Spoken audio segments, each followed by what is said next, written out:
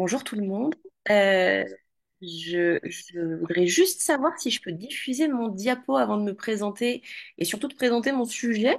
Est-ce que quelqu'un peut mettre les droits? Et je vais pouvoir ou pas, sinon on le fait au sang. C'est comme quand vous voulez. Moi je m'adapte. Est-ce qu'il y a une possibilité de mettre que je puisse partager mon diapo? Normalement, c'est bon, Sarah. Apparemment, c'est bon. C'est bon. Eh ben alors on va faire ça.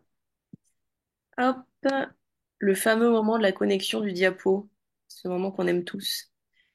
Partager son écran. Je pense que normalement, vous devriez voir mon diapo. Thierry a commencé le partage d'écran. Ah oui, effectivement. Là, c'est plutôt clair. Je vais lancer le mode présentation pour que ce soit un peu plus agréable. Est-ce que vous...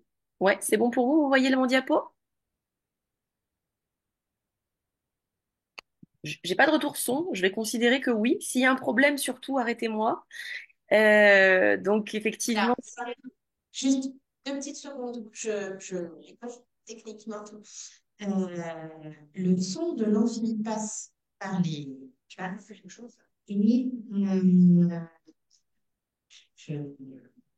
Non, c'est très souvent. Non. Parce que nous avons déjà essayé de baisser le son de l'ordi parce que ce n'est pas notre premier colloque. Donc, nous avons déjà baissé l'ordi et ça ne baisse pas le son des baffles. Donc, Sarah, on t'entend plus que bien. On t'entend même très, très fort. un peu trop bien. Ok. Ben, je vais Voilà, pas trop chuchote. fort. Voilà, voilà. C'est impeccable. Ok, bon, alors je vais pas vous casser les oreilles, déjà que vous avez sûrement faim. On va essayer de pas trop en rajouter. Donc merci beaucoup à CDP pour cette invitation à ce sixième colloque. Je suis vraiment ravie d'être avec vous, puisque on va parler de... On va essayer de contribuer aussi à répondre à cette question que CDP nous pose aujourd'hui. Est-ce que la justice est maltraitante avec les victimes? Et c'est ce que je vous propose de faire dans cette petite intervention. Donc voilà, moi je suis psychologue clinicienne, comme disait Pascal Cussig, je suis chercheur également. Je travaille vraiment sur les violences institutionnelles aujourd'hui, en recherche et sur la torture psychologique. Donc c'est ce qu'on va aborder aussi ensemble. On va essayer de d'identifier tous les éléments qui sont relatifs à ces qualifications psychologiques. J'insisterai un peu lourdement dessus, mais vous aurez tous compris et vous aurez tous cette sensibilité. Vous avez tous compris que c'était assez différent, ces qualifications. Parfois, ça peut se recouper, mais pas toujours. Donc moi, je vais vraiment me limiter à cet aspect psychologique, voire psychosociologique à certains moments. Voilà, donc à côté de ça, effectivement, je suis expert judiciaire à la Cour d'appel de Caen et à la Cour pénale internationale depuis très peu. Voilà, pour ma petite présentation, mais on va tout de suite rentrer dans la vie du sujet, ce sera plus intéressant. Donc ce qu'on va faire, alors j'allais dire ce matin, non, ce midi, on est bientôt à midi, on va essayer de rappeler quelques éléments de définition pour qu'on ait tous une culture commune en fait, pour qu'on parle de la même chose, pour essayer de dépasser un petit peu certains biais cognitifs, on va en parler, ne vous inquiétez pas, et qu'on essaie de cheminer en fait ensemble à partir des définitions issues de la recherche. On va parler de cette petite chose-là qui vous parle peut-être, qui vous parle peut-être pas, mais qui a été décrite en recherche, notamment ce concept de trauma induit par la cour. Donc ça va être un moment sur lequel on va vraiment se focaliser pour comprendre en fait un peu comment ça se passe. Moi, ce que j'aimerais lors de cette petite présentation, c'est simplement qu'on arrive à comprendre en fait, pourquoi est-ce qu'on en arrive tous à ces conclusions?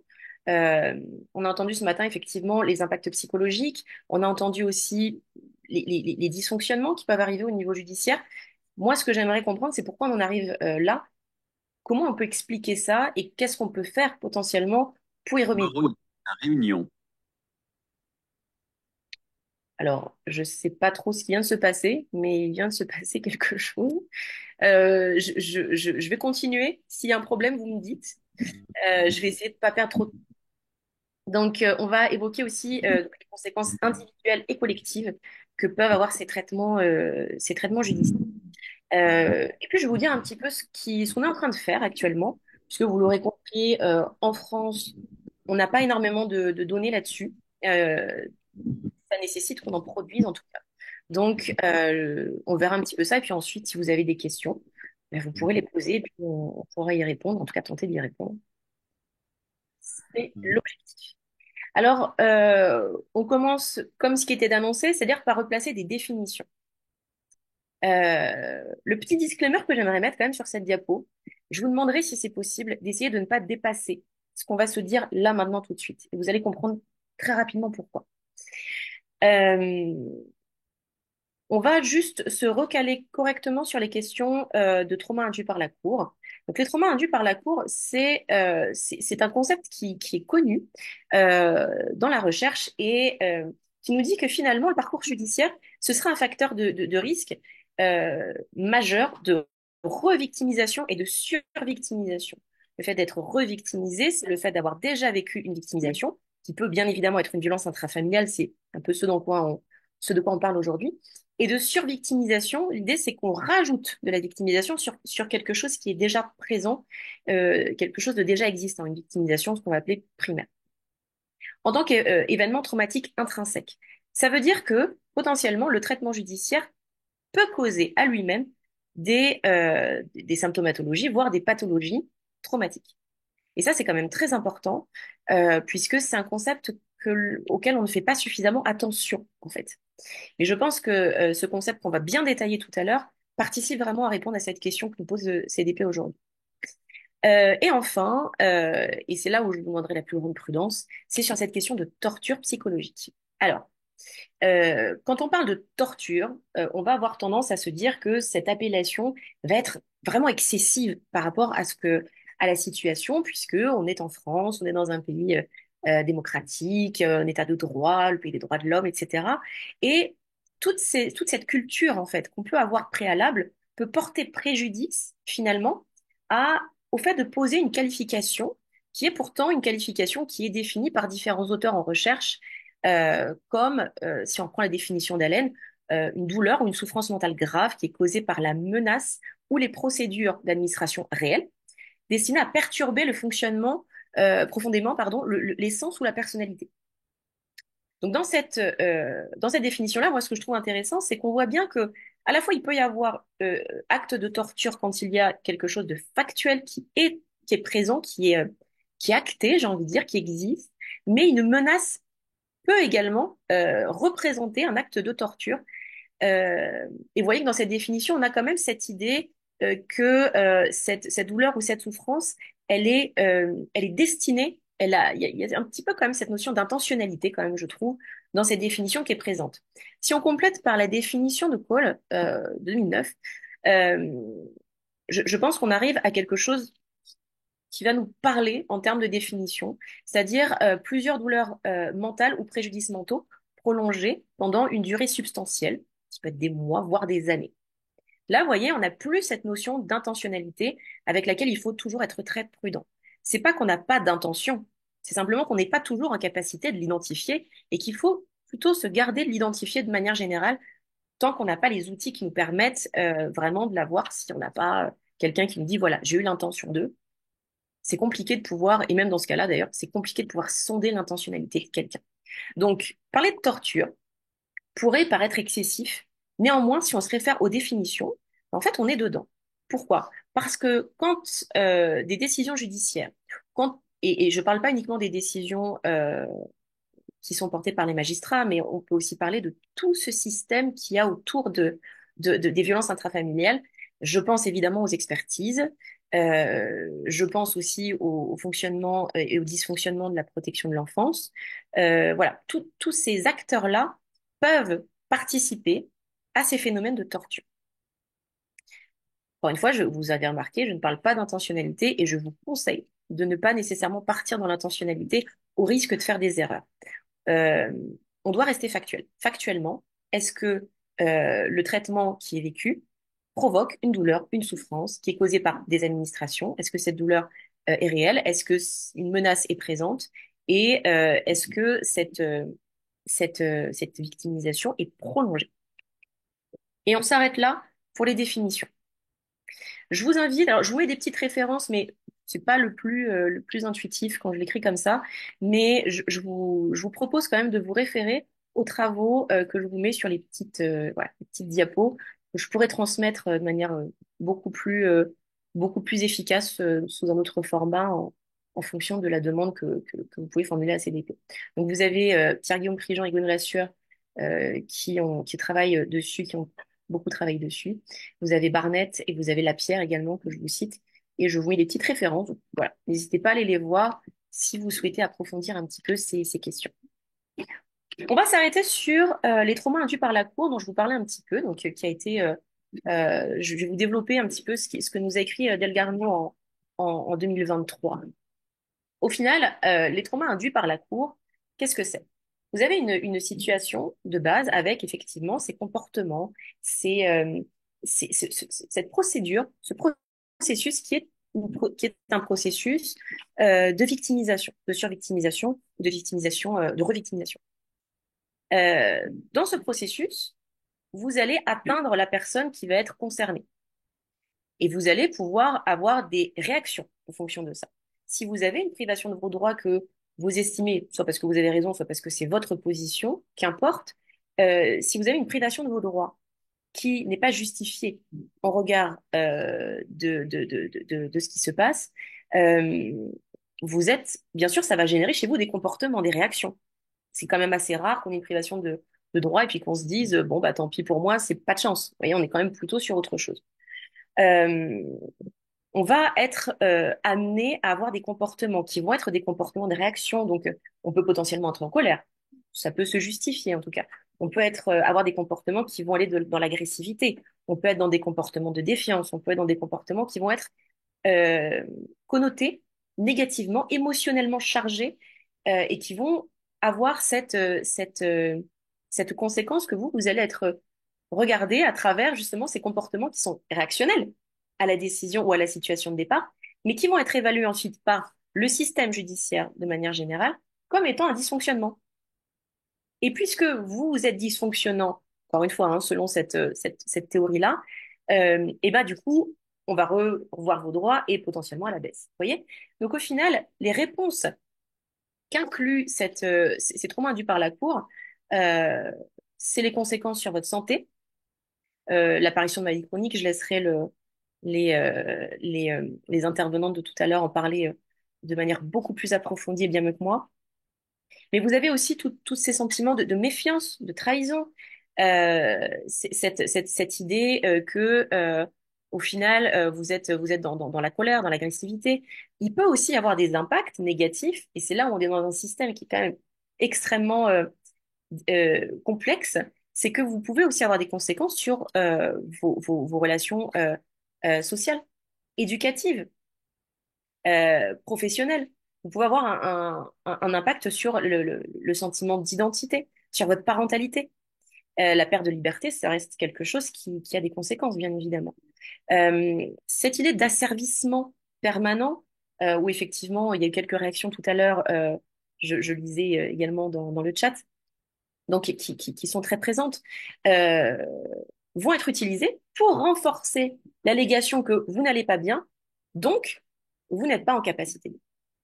Et là, on est sur quelque chose qui va être très cyclique, mais qui ne nous permet pas de se sortir de cette espèce de processus et on rentre clairement dans quelque chose d'extrêmement difficile.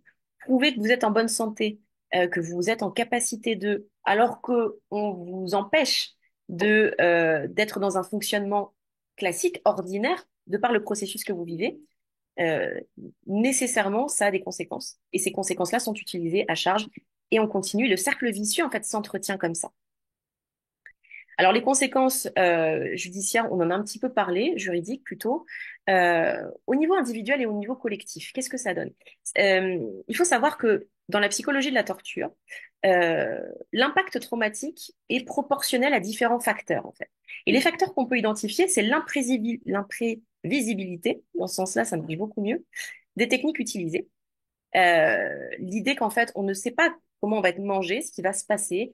Est-ce que vous allez recevoir demain une ordonnance de placement provisoire, par exemple, voilà, alors que vous avez emmené votre enfant se faire hospitaliser, c'est quelque chose d'assez imprévisible, par exemple. Euh, donc, il peut y avoir de ça. Il y a aussi un sentiment d'impuissance. Ce sentiment d'impuissance, et là je vous parle d'un retour d'expérience et pas des données scientifiques, euh, je le vois systématiquement. Donc, je pense effectivement qu'il est assez prédominant. Et le mauvais fonctionnement psychologique à long terme.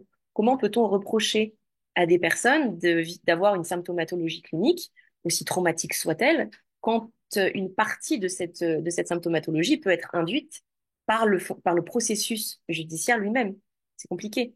Donc, on ne peut pas se sortir de cette situation si ce système continue de s'auto-entretenir finalement et de renforcer la symptomatologie qu'on exerce sur les parents et sur les enfants qui vivent ce genre de situation.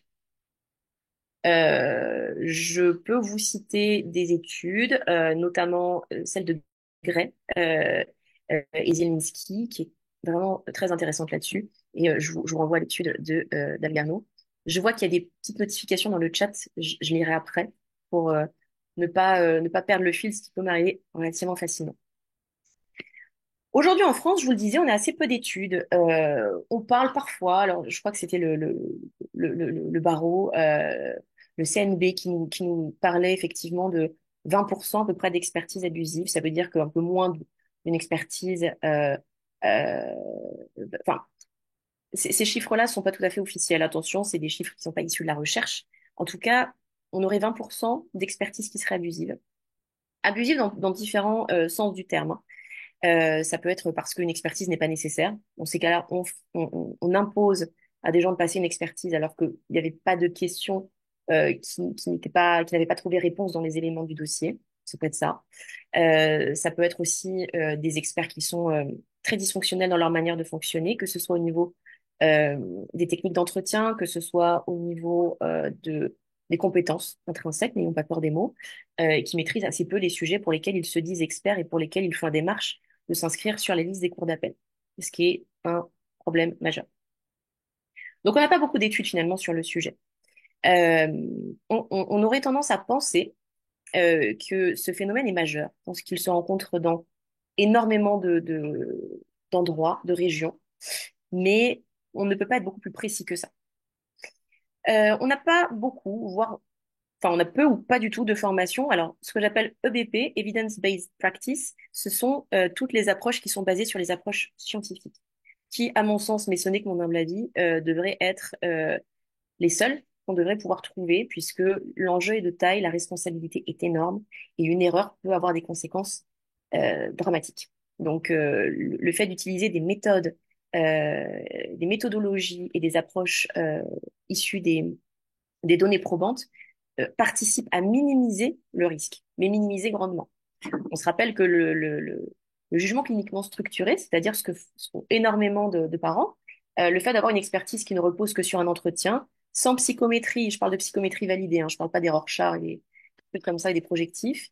En tout cas, le fait d'avoir simplement ces entretiens, ce sont des études qui datent de 81-82 de Monod et sa compagnie, nous disait que dans le cadre de l'évaluation des facteurs de risque de récidive, on n'a pas de meilleure prédiction que le hasard.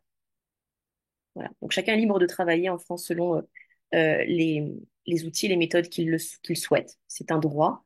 Néanmoins, on peut aussi s'interroger de la pertinence de demander une expertise qui n'aura pas plus de prédiction que le hasard. Ça, c'est autre chose. Enfin, ça y participe. Et enfin, on n'a pas d'évaluation des bonnes pratiques. C'est-à-dire que euh, vous avez pu remarquer, pour ceux qui sont passés dans ce système-là, que quand une expertise présente des éléments dysfonctionnels qui sont quand même assez saillants et quand on peut aussi expliquer et justifier pourquoi est-ce que cette expertise est abusive, bah, il se passe quand même pas grand-chose. Il n'y a pas tellement d'évaluation. Nous, en tant qu'experts, on n'est pas évalué sur ce qu'on fait. On n'a pas d'audit. Il n'y a rien. Donc, effectivement, libre à chacun de travailler de la manière dont il le souhaite.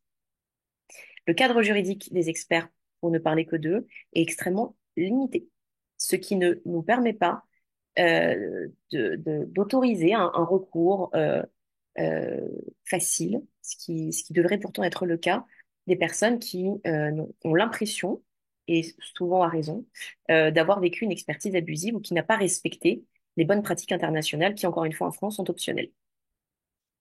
Comment on peut faire pour améliorer ça? Quelqu'un dans le chat tout à l'heure a dit quelque chose de très juste. Il y a cette question de formation. La formation, c'est essentiel, je pense, pour que chacun puisse comprendre un peu ce qui se passe. Maintenant, on a aussi des études que je vous ai pas citées parce que je m'en suis souvenue avec cette intervention dans le chat là, qui nous dit aussi que finalement, quand quelqu'un ne veut pas changer ses pratiques, il va pouvoir suivre une formation, valider cette formation, peut-être même l'appliquer un certain temps, et puis avec le temps, on se rend compte qu'il revient à des anciennes pratiques et des mauvaises pratiques. Et ça, c'est la limite de la formation, et c'est vrai que c'est important de le dire. C'est quelque chose d'essentiel, mais qui présente des limites. Les limites, c'est ça. C'est les représentations personnelles qu'on a. Un magistrat, vous, moi, un expert, le confrère, la consoeur, on a tous des représentations. On est tous issus de notre histoire, notre parcours, de ce qu'on a appris, de ce qu'on a entendu, de ce qui nous a parlé, ce qui fait sens. Et c'est à partir de tout ça qu'on vit, qu'on évolue et qu'on prend aussi des décisions. Bien évidemment qu'il y a il y a des beaux petits livres tout rouges comme ça qui sont magnifiques. Néanmoins, on a tendance à oublier souvent que le droit reste quelque chose d'interprétatif, dans lequel, en tout cas, il y a une marge d'interprétation. Comment on interprète? Ben, on le fait pas uniquement au regard de ce qui est écrit dedans, mais aussi en regard de la personne qui est derrière et qui va interpréter.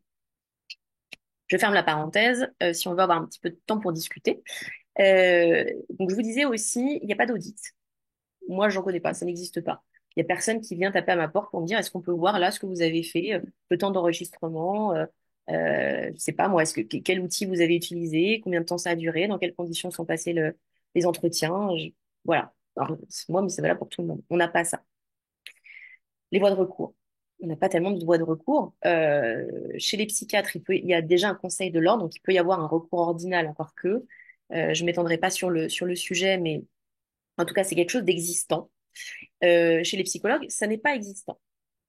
J'en profite pour vous faire passer le petit mot qu'effectivement, il y a une proposition de loi qui est passée il y a 2 jours, enfin, très récemment, concernant effectivement la création d'un conseil de l'ordre des psychologues, qui passera à l'Assemblée.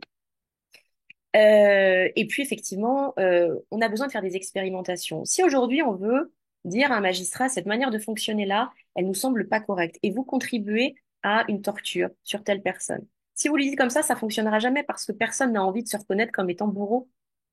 Par contre, si on peut travailler de concert et faire des expérimentations et essayer des protocoles qui vont être beaucoup plus respectueux finalement de chacun, à ce moment-là, on peut espérer voir des changements qui s'observent parce que les personnes concernées, protection de l'enfance, magistrature, avocats aussi, hein, ça peut aussi concerner les avocats, et, euh, et j'en ai oublié un qui est quand même pas mal. Bref, expert protection de l'enfance, magistrature, avocat. Si on s'y met tous à travailler un peu ensemble de concert là-dessus, il est possible qu'on puisse améliorer les pratiques sans nécessairement que ça passe par une remise en question qui peut être compliquée. Quand on a 30 ans d'exercice dans quelque chose, reconnaître qu'on a eu des ou qu'on a participé à des violences institutionnelles, c'est compliqué.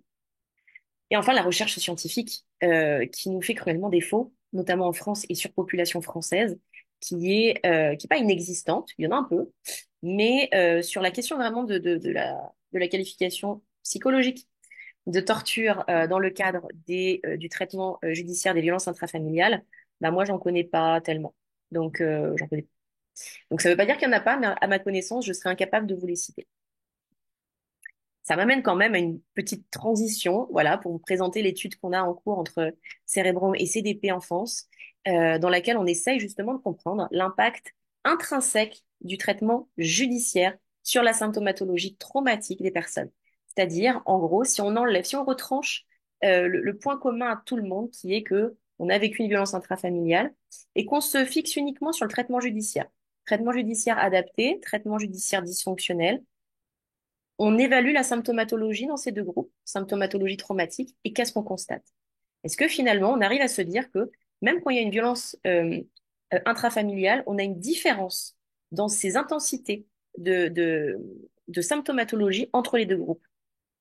C'est ce qu'on essaye de comprendre aujourd'hui en alliant nos forces et on vous propose de nous aider là-dessus. Si vous êtes, vous, parents, victimes de ce traitement judiciaire qui vous paraît non conforme à l'intérêt supérieur de votre enfant ou dont vos enfants ont été placés. avec un agresseur désigné par l'enfant ou l'ASE. Euh, ou si vous avez un changement de garde, c'est aussi une décision qui peut, dans certaines situations, bien entendu, vous paraître abusive, en tout cas si elle n'est pas fondée, si elle n'est pas justifiée, ou si la motivation peut quand même poser certaines questions. Si vous vous reconnaissez là-dedans, vous pouvez nous contacter pour participer à cette étude. Les modalités vont être les suivantes. Vous allez commencer par être reçu par notre service juridique qui se déploie pour examiner vos dossiers, savoir si effectivement on a des éléments qui peuvent vous permettre de passer cette première partie. Ensuite, nous, on va se rencontrer et on va se voir dans le cadre d'un entretien. On va passer des tests ensemble. On va réaliser une psychométrie.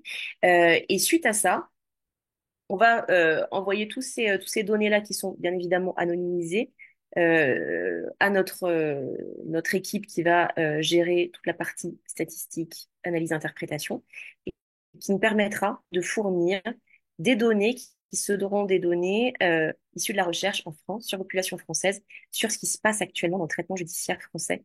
Qu'est-ce qu'on peut comprendre de ce qui se passe, comment on peut améliorer les pratiques. Voilà ce que j'ai à vous dire. Alors, j'ai parlé un petit peu voilà, de ces notions, de ces définitions, de la manière dont ça pouvait se manifester, de ce qu'on pourrait faire pour essayer d'améliorer un peu les choses. Et j'ai présenté l'étude.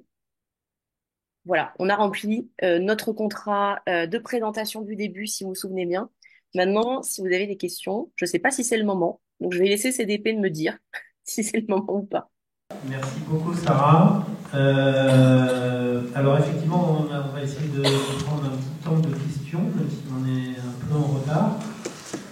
On a une quinzaine de minutes, oui. Alors, on commence par les questions de la salle, éventuellement. Si. Ouais. Oui, sur les questions, vous distribuez des petits papiers parce que tout simplement, en fait, ceux qui sont en visio n'entendent pas les questions de la salle. Donc on fait passer des petits papiers et les questions vont être lues ici pour que même les gens en visio puissent entendre les questions. Ouais, ça ne vous voit pas. Alors, il y a une première question de Michel Créole. C'est pas une question. C'est pas vraiment une question, c'est une remarque pour que ce soit bien clair. Voilà. Que ce soit bien clair par rapport à chaque. Je l'ai dit ici, mais aussi tout à l'heure. D'une part, je voudrais rappeler que, parce que c'est souvent des chiffres qu'on oublie, mais par contre on les a, à partir des sondages Ipsos qu'a fait l'association Face à l'inceste, nous n'avons que 8% d'enfants victimes d'inceste qui ont eu un parent protecteur. Ce qui veut dire qu'il y a quand même 92% des enfants concernés qui n'ont pas de parents protecteurs. Donc je sais bien que quand ce sont des avocats qui parlent, on a souvent l'impression qu'il y a beaucoup de parents protecteurs, mais n'oublions pas les 92% qui n'ont pas de parents protecteurs. Donc ça, c'est ma première remarque. La deuxième remarque, je m'inscris totalement en faux à ce qui a été dit par Maître Sablon. Il n'y a pas de rapport de l'IGAS qui dit qu'il y a 50% de placements abusifs. Elle fait mention des propos de M. Nave, qui est inspecteur général des affaires sociales dans les années 2000, alors qu'il n'y a aucunement cette conclusion dans le rapport qu'il a rendu avec l'inspecteur général des services judiciaires, M. Catana. M. Nave a menti sciemment dans le cadre d'interviews qu'il a données à la presse.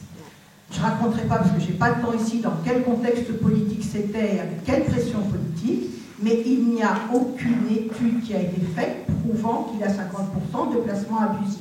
Le rapport NAF-Catala, qui a porté sur 273 situations, a conclu que les raisons socio-économiques arrivaient en 13e position des motifs de placement. Voilà, donc si cette rumeur urbaine pouvait un moment s'arrêter, ça nous, en termes de protection de l'enfance, ça nous arrangerait bien, puisque je dirais ce chiffre faux permet bien évidemment de dénigrer le placement. Et je ne parle pas des questions d'inceste, je parle de toutes les questions. À vous de relire le rapport Marina pour voir comment, au nom du droit des parents, on refuse de protéger les enfants. Donc ça, c'est la deuxième chose que je voulais dire. La troisième chose que je voulais dire, pour qu'on comprenne bien quel est le contexte juridique. Et ça, j'entends bien les problématiques que ça pose aux collègues avocats. C'est que les lois de protection de l'enfance, les lois d'assistance éducative, sont qu'on appelle des lois de police. Ce sont en effet des lois dérogatoires du droit commun. Oui, on ne peut pas faire appel des décisions du parquet. Oui, ce sont des procédures orales. Oui, l'appel ne vient absolument pas réguler le fait que la mesure est immédiate. Parce que remettons-nous dans la réalité des 175 000 placements par an. Lorsqu'il faut placer un enfant victime de maltraitance, on le place tout de suite et non l'appel des parents ne suspend pas la mise à l'abri. Et heureusement pour les enfants qui sont placés dans les situations de violence. Donc voilà, je me permets de repréciser tout cela. Et enfin, ce que je dirais, et j'arrêterai là, après plus de 40 ans de travail en protection de l'enfance, oui, nous sommes ce que j'appelle une politique du dilemme. Michel, est-ce que tu peux te présenter? Oui, donc je suis Michel Créoff, je suis spécialiste de la protection de l'enfance, 40 ans de pratique en protection de l'enfance et ancienne vice-présidente du Conseil national de la protection de l'enfance et administrative au CDPE depuis 5 ans, je crois, à peu près. Voilà. Et dernière chose que je voulais dire, puis après je m'en arrêterai là, nous sommes dans une politique du dilemme, et je vais bien apprécier ce que vous avez dit, Madame Perrier, c'est-à-dire on crée de la souffrance, soyons clairs. Même quand on protège en urgence un enfant qui est maltraité, torturé par ses parents, la séparation, pour lui, va être une souffrance. Donc, à chaque fois, je dirais que c'est hélas même le cas de figure le plus fréquent en protection de l'enfance, on doit toujours choisir entre la souffrance supportable pour mettre fin à une autre souffrance. Donc voilà ce que je voudrais dire, c'est véritablement, me semble-t-il, le signe de cette politique qui fait qu'elle est aussi paradoxale et aussi compliquée à réguler, et bien évidemment dans ce que vous venez d'évoquer là tout de suite, qui est fondamental. Quelle prise de conscience on a de la souffrance qu'on produit, et comment on fait en sorte d'amenuiser, d'amoindrir de plus en plus cette souffrance. Donc voilà c'est juste pour repositionner un petit peu le paysage. Merci beaucoup, Michel Créoff. Je ne sais pas si, du coup, moi, on m'entend par contre, parce que je sais que vous devez naviguer, mais est-ce que moi, on m'entend si je navigue pas, ça va? Oui, on comprend. Ok. Alors, c'est très intéressant, effectivement, ce propos, parce que vous pointez, en fait, plein de choses. Je reviendrai effectivement pas sur le rapport parce que moi, j'ai un tort. J'ai besoin de savoir comment les résultats, enfin comment les données sont collectées, pour savoir comment on les utilise, qu'est-ce qu'ils disent et qu'est-ce qu'on peut leur faire dire et qu'est-ce qu'on peut pas leur faire dire. Et ça, là-dessus, on s'inscrira dans la même lignée sans aucune difficulté. Et justement, cette question du placement, étant donné ce chiffre que vous donnez, qui n'est pas un faux chiffre, hein, je ne le remets absolument pas à question, moi là, tout de suite, je ne sais pas de quelle manière il est recueilli. Quels sont les critères sur lesquels on nous dit aujourd'hui en France, ah bah là, il y avait un motif légitime de placement et là, il n'y en a pas. Donc, moi, n'ayant pas cette grille de lecture, je ne peux pas utiliser ce chiffre, en tout cas, je ne peux pas y réagir et y rebondir. Ça signifie absolument pas qu'il n'y a pas des situations, bien sûr, où le placement, c'est la solution, parce qu'il n'y a pas d'autre solution et que c'est un déchirement et qu'on va créer une symptomatologie. Et là-dessus, on va se rejoindre aussi. Là, on se rejoint un peu moins peut-être, encore que c'est que dans cette question du dilemme, moi je crois qu'il y a aussi une question de compétence. Et je crois aussi, pour en voir toute la journée, depuis moins longtemps que vous, mais en tout cas j'y passe mes journées, à lire effectivement des rapports dont je vois une méthodologie tellement carencée, 40 ans de retard avec le Canada, des protocoles sur l'aliénation parentale, le SAP, on a deux modèles de retard sur les dynamiques justement du parent. Donc, vous voyez, ce que je veux dire par là, et là où je voudrais en finir sur mon propos, c'est que on ne peut pas décemment se dire on peut créer de la symptomatologie traumatique sur un enfant qu'on retire de son milieu au motif qu'il y a des enfants qui le nécessitent. Vous voyez ce que je veux dire? Donc, voilà, je m'en arrêterai là parce que j'aurai grand plaisir à discuter avec vous là-dessus par la suite. Là, on va pas avoir le temps matériellement, mais en tout cas, voilà, j'amène ces petits éléments, moi, qui me paraissent quand même aussi importants euh, à, à ramener. Un enfant, et ça je le dis en tant que psychologue, je suis pas professionnelle de la protection de l'enfance, mais en tant que psychologue, ce que je peux garantir, c'est que on est dans une qualification de torture quand on place un enfant qui n'aurait pas dû être placé, quand on le retire de ses figures d'attachement, et ça je le maintiens. Donc je pense qu'effectivement, les décisions sont des décisions difficiles qui devraient toujours être pluridisciplinaires, qui devraient toujours être réalisées en regard de méthodologies extrêmement précises. On devrait être chirurgical. Et là-dessus, je pense que on peut aussi se rejoindre parce que ça ne diminuera pas le fait de prendre une décision qui sera une décision difficile. Ça, c'est une réalité. Mais ça peut diminuer le risque de torture qu'on peut appliquer et que l'on voit un peu trop fréquemment. Voilà ce que je voulais vous dire par rapport en réaction. Merci Sarah. Alors, il y a des questions qui nous sont remontées. Je vais en traiter une rapidement parce que c'est une question juridique sur la possibilité, enfin l'impossibilité que les lois soient rétroactives et notamment s'agissant de la preuve de prescription. Alors on estime en droit français qu'une loi ne peut pas être rétroactive parce qu'on ne peut pas appliquer à quelqu'un un texte de loi qui n'existerait pas au moment des faits. Donc c'est pour cette raison que les lois en droit français ne sont pas rétroactives. Et c'est vrai qu'on ne pourrait pas, par exemple, reprocher une infraction à quelqu'un alors que le jour où il la commet, cette infraction n'existe pas. Il y a pas mal de questions pour toi, Sarah. Il y en a une autre, Pascal. Oui. Est-on moins bien défendu quand on bénéficie de l'aide juridictionnelle? Est-on moins bien défendu quand on bénéficie de l'aide juridictionnelle? Non, pas forcément. Il y a des rétributions au titre de l'aide juridictionnelle qui sont effectivement assez faiblardes, spécialement quand on défend des victimes. Oh là là, je vais être inondé par mais il y a des confrères et consoeurs qui sont volontaires pour être sur les listes d'aide juridictionnelle et qui traitent les dossiers avec beaucoup d'applications. Donc non, on n'est pas forcément moins bien défendu lorsque l'avocat intervient au titre de l'aide juridictionnelle. Sarah, il y avait une question. Le fait que tu as évoqué qu'un professionnel peut suivre une directive et l'appliquer pendant un temps, puis reprendre d'anciennes mauvaises pratiques. Et du coup, la question c'est est-ce qu'il serait intéressant d'attaquer le problème sur le plan politique en introduisant des propositions de loi sur la question? Nécessairement, tout ce qui peut cadrer et réguler, c'est une chose et c'est important. Moi, là, l'intervention que j'avais, elle se situait plus l'aspect un peu intra-individuel, c'est-à-dire la personne avec elle-même et avec ce qu'elle fait de ses petites décisions et puis de sa petite pratique. C'était plutôt là-dessus, mais effectivement, de toute façon, oui, c'est important. Ce qui est aussi important, c'est que en fait, on a tous plein de biais cognitifs.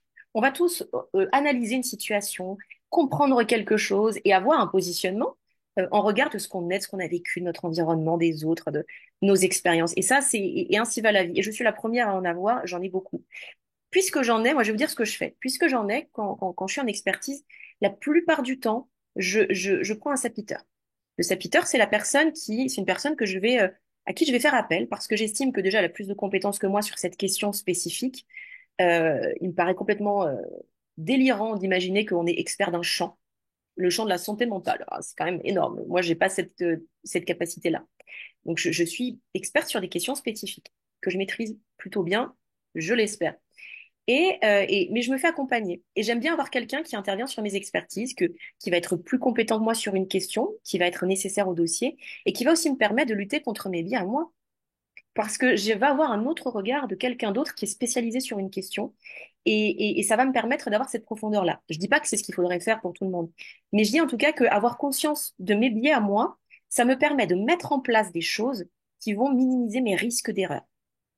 Et moi, je pense que ce qui est fondamental au niveau individuel, c'est que les personnes sachent qu'elles ont des biais et que c'est pas grave et que c'est OK, on en a tous. On va pas pouvoir lutter contre. Par contre, on peut les identifier et minimiser leurs impacts et leurs effets. Et ça, je pense que ça passe par, par de la formation, mais aussi par le fait de pouvoir s'interroger, être audité. Moi, je trouve qu'on manque d'audit quand même là-dessus, que ce soit sur les experts, j'en ai parlé, mais sur les autres aussi, en fait, finalement. Euh, c'est assez compliqué. Je pense que c'est plurifactoriel et que le facteur majeur pour moi, c'est vraiment le facteur de la connaissance et de la personne, en fait. Et ça, c'est indépendant de la formation. Tout est important, mais avoir conscience de la manière dont on fonctionne et avoir envie de lutter contre ces fonctionnements-là un peu intuitifs, ça, c'est la base. Et si on n'a pas ça, on ne peut pas travailler dans ces domaines. En tout cas, c'est ce que je pense. Ok. Il y a une question qui est remontée et que je vais me permettre de compléter un peu. En tant qu'expert judiciaire, et je sais que tu interviens aussi dans le cadre de procédures pénales, est-ce qu'il existe un profil d'agresseur et est-ce que on pourrait utiliser le fait qu'on aurait des constatations de personnes manipulatrices et perverses? Est-ce que c'est quelque chose qui peut ressortir dans le cadre des expertises? Alors, on devrait, de toute façon, répondre à tous les éléments qui nous permettraient d'éclairer au mieux le magistrat. Parce que c'est un peu pour ça qu'on est là, en fait. C'est la seule fonction qu'on a en tant qu'expert. Mais c'est une très bonne question. Euh, les raisons pour lesquelles quelqu'un passe à l'acte, mais je ne vais pas faire un cours parce que ça va être un peu long. En tout cas, toujours est-il que je vais répondre comme ça. La manière dont on peut passer à l'acte sur, par exemple, une violence sexuelle sur mineur ne nous est tellement multifactorielle et pas nécessairement dépendante d'une pathologie, mais Claire de Giacinto le dira beaucoup mieux que moi. Elle en fait beaucoup plus que moi, elle le fait beaucoup mieux. Moi, je suis vraiment beaucoup plus spécialisée en victimologie qu'en criminologie, très clairement. Mais en tout cas, euh, aujourd'hui, ce qu'on sait sur l'étiologie des facteurs de risque de passage à l'acte sur les violences sexuelles est multifactoriel. Ce qui est sûr, c'est qu'il faut lutter contre les clichés et préjugés et il faut l'étudier correctement. Oui, on peut étudier les facteurs de risque, ne serait-ce que ça. Est-ce que c'est fait? Bah, pas souvent. J'en vois pas beaucoup.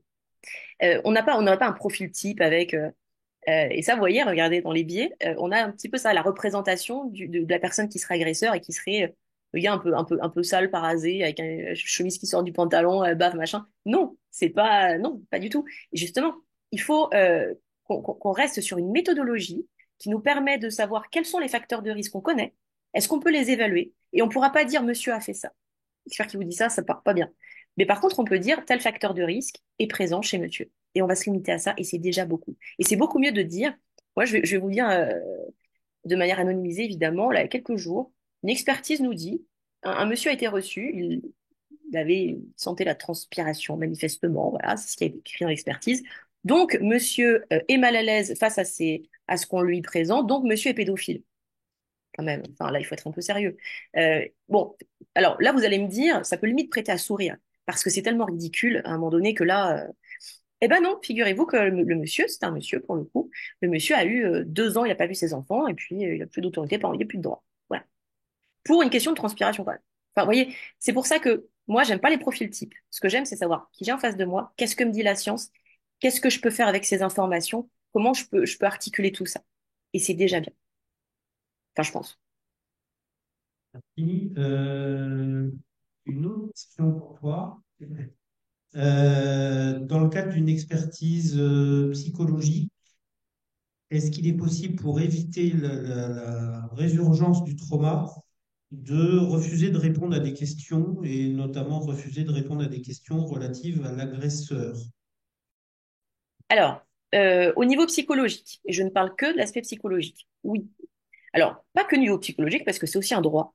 On a le droit, moi, quand je reçois quelqu'un en expertise, je lui donne une petite feuille où il y a ses droits quand même qui sont dessus. Il a le droit de pas en parler. Et effectivement, c'est une très très bonne question. Le fait de reparler d'un événement traumatique quand on n'en a pas envie, ou quand, voilà, quand c'est pas notre moment, ça peut augmenter la symptomatologie traumatique. Oui. Donc, est-ce que psychologiquement uniquement, ce serait une bonne idée de ne pas en parler quand c'est pas le moment d'en parler? Oui. Est-ce qu'il y a des conséquences derrière? Est-ce que les experts l'interprètent pas mal et est-ce que ça peut pas être utilisé contre vous? Ça, c'est une autre question, qui malheureusement va pas être aussi agréable à entendre que la première. Merci. J'avais une question. Oui. Que pensez-vous de la généralisation de recours à la justice restaurative? Ah, Alors, euh, ouais, oui, vas-y. Ben, j'ai entendu. Là, le micro a très bien fonctionné. Je pense que c'est pas une bonne idée. La justice restaurative n'a jamais été conçue pour être généralisée. Déjà, enfin, c'est un non-sens. Si on comprend ce que c'est que la justice restaurative, on peut pas se dire on va le généraliser, parce que ça veut dire qu'on n'a pas compris. De plus, on a des très bons résultats sur la justice restaurative au Canada. Encore une fois, on va se rappeler que la, la, la mesure de base, c'est le consentement. Voilà, des fois, on oublie un peu ça, cette notion-là. Donc, si tout le monde consent à participer à ces opérations, il peut y avoir des choses très intéressantes. Donc, je ne suis pas opposée à la notion de justice restaurative du tout, parce que scientifiquement, ce serait une hérésie de s'opposer à un truc qui fonctionne pour la victime, étant donné que moi, je suis plus victimologue, vous l'aurez compris. Maintenant, ça repose sur le consentement, et il ne faudrait pas, et c'est ce qu'on peut redouter, que l'utilisation de la justice restaurative en France soit utilisée pour chanter finalement la responsabilité des auteurs, ou en tout cas qu'on essaye de chanter le système judiciaire finalement. Et je pense que c'est pas pour ça que la justice restaurative a été mise en place. En tout cas, c'est pas comme ça que je l'ai compris. Et que ça ne devrait pas être utilisé comme ça. Et qu'on a déjà des cours qui commencent à l'utiliser comme ça en France. Moi, à ma connaissance, il y en a deux. Mais il y en a peut-être plus, attention. Ça, c'est juste ce que je sais. Donc, recours systématique, non. Toutes ces raisons. Sur cette question-là, en droit français, la justice restaurative n'est pas un substitut à la procédure judiciaire. Donc on parle beaucoup de justice restaurative quand on aborde les questions de la prescription, etc. Je ne suis pas sûr que ça soit une réponse qui soit judicieuse. Pourquoi il y a des procédures judiciaires? Parce que dans ces procédures-là, ce qui est en jeu, c'est l'intérêt de la société dans son entier. Ce n'est pas seulement une affaire entre deux personnes qui pourraient régler leurs problèmes autour d'un café. C'est la société dans son entier qui est impactée, et ça, il faut le garder en tête. On a des très bons résultats sur tout ce qui va être fonction cognitive notamment, régulation émotionnelle. Il y a vraiment des études qui sont très intéressantes là-dessus, mais ça appartient à un cadre juridique différent, parce que là, du coup, je parle, moi, des études qui sont faites au Canada. Donc forcément, on ne peut pas faire un copier-coller, étant donné qu'on n'est pas sur les mêmes, on n'est pas du tout sur les mêmes systèmes. Une dernière question, parce qu'on n'a pas énormément de temps et on ne voudrait pas prendre trop de retard. Je suis désolé, toutes les questions n'ont pas forcément été remontées. Et puis ce système de papier, là, c'est vrai que c'est pas parfait, mais l'idée, c'est aussi que ceux qui nous suivent en visio puissent entendre les questions et les réponses. La question, c'est que pensez-vous du modèle de COCHEM qui fait travailler tous les intervenants ensemble pour traiter des affaires familiales? Et est-ce que ça ne serait pas un moyen de faire le tri entre les conflits parentaux et les violences? Alors, pour moi, hmm, je suis beaucoup pro pluridisciplinarité. Ça, c'est un truc que j'aime beaucoup. Vous l'aurez compris. Donc, je ne peux pas m'inscrire en faux par rapport à ça. Maintenant, il faut que tous les systèmes fonctionnent. Et ce n'est pas ce que j'observe. Pour différentes raisons, en tout cas, ce n'est pas une observation que je peux faire aujourd'hui. Je ne trouve pas que ces systèmes, de manière générale, fonctionnent. Maintenant, j'ai un biais, parce que moi, j'interviens que sur les dossiers où ça va pas très bien. Donc, je ne peux pas généraliser ce que je suis en train de vous dire avec toute la raison la prudence que je peux utiliser. Ce que je peux vous dire, c'est que aujourd'hui, j'ai beaucoup de mal à travailler avec des personnes. Bah, typiquement, si vous me faites travailler avec la personne qui nous dit, monsieur, ils sont un petit peu trop sous les bras, il est pédophile, je vais avoir du mal à travailler avec cette personne très honnêtement. Parce que là, on va pas être du tout sur les mêmes paradigmes et je vais considérer que je ne veux pas participer à cette violence. Donc c'est difficile. En l'état actuel des choses, même si je trouve que ce serait idéal. Dans un monde idéal, il faudrait faire ça, c'est évident. Dans la pratique aujourd'hui, dans l'état que je trouve sinistré, je l'assume, de ce système judiciaire-là, où on ne protège pas des enfants qui devraient être protégés, où on crée du trauma chez les enfants alors qu'il n'y avait pas, enfin, il y avait pas besoin, c'est difficile. Moi, on me dit aujourd'hui expertise beaucoup dans les tribunaux. Quand on me missionne pour une expertise privée, le magistrat entend expertise privée partialité. Alors qu'il n'a même pas lu ma méthodologie, en fait. Enfin, je veux dire, vous voyez, c'est compliqué. Aujourd'hui, le travail en transdisciplinarité, c'est essentiel, mais c'est compliqué. Donc, ce serait bien, ce serait génial. J'ai pas l'impression qu'on en est là aujourd'hui. Enfin, moi, je passe un temps considérable en expertise juste à expliquer ce que je fais et pourquoi j'ai le droit de le faire quand même. Enfin, on en est là, quoi. Donc, j'aimerais bien passer mon temps à être dans mon métier, quoi. C'est-à-dire faire des évaluations victimologiques, savoir quel est le risque de revictimisation. Vous voyez, ce que nous disait Michel Croft tout à l'heure, finalement. C'est-à-dire qu'on puisse tous faire notre travail correctement de manière extrêmement précise, pour qu'on prenne les bonnes décisions et qu'on minimise cette notion de dilemme qu'on a en face de nous. Et aujourd'hui, j'aimerais, mais je ne sais pas de quelle manière c'est applicable. Et je suis preneuse de personnes qui me diraient comment c'est applicable. Merci beaucoup, merci Sarah. Ce que je vous propose, c'est qu'on fasse